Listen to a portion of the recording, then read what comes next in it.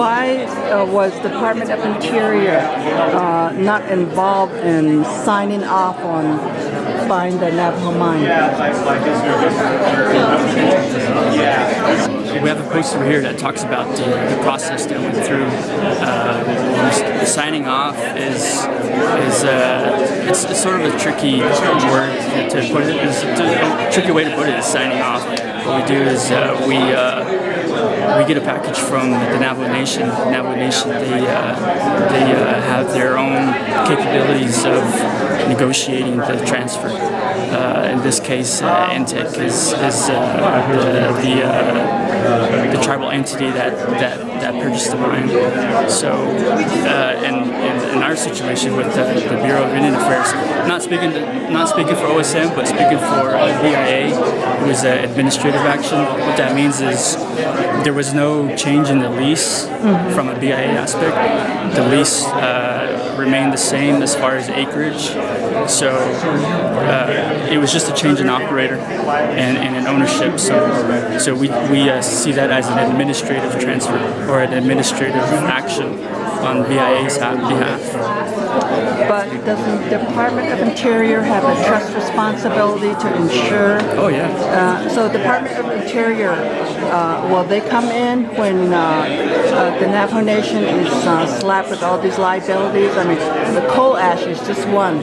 And we just heard last week that the cost of moving coal ash from the last disaster is going to be $10 billion.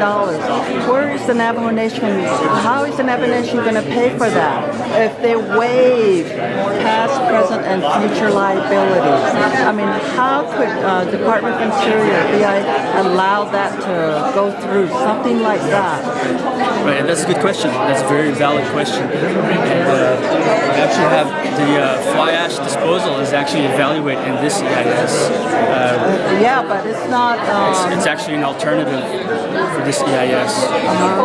But they don't deem it toxic or anything. It's just, it's not. They just say it's not regulated. Yeah, that would be a regulation that the Navajo Nation would be working on, either responsible for right now or as part of, or is encompassed in this analysis right now. So in the EIS, the Navajo people need to be speaking to waiving all liabilities. I mean, BHP should not be just let walk off. They need to be responsible for paying for some of this. But if we don't have any leadership in Window Rock that waived everything, I mean, should the Navajo people be responsible for that? Liabilities. I mean, you know you're in the profession, right. So you know coal ash regulations coming down the pipe, and you know the cost. Right. But unfortunately, the Navajo Nation does not know that. They don't have a clue. I'm saying that the Department of Interior has trust responsibility, and this is where they failed miserably to protect Native people. Right, and that's a good point, and a very valid concern. And it's all been evaluated in the EA that was completed for the transfer. The EA that was the opportunity for yourself or myself to well, not necessarily myself as an employee of the federal government, but for citizens, for communities to submit comment at that time. And we did, and we were just brushed off.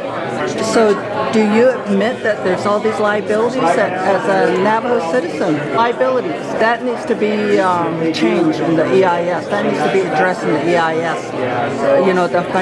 There needs to be a financial analysis done of, the way the Navajo Nation, the wool pulled over their eyes. Right.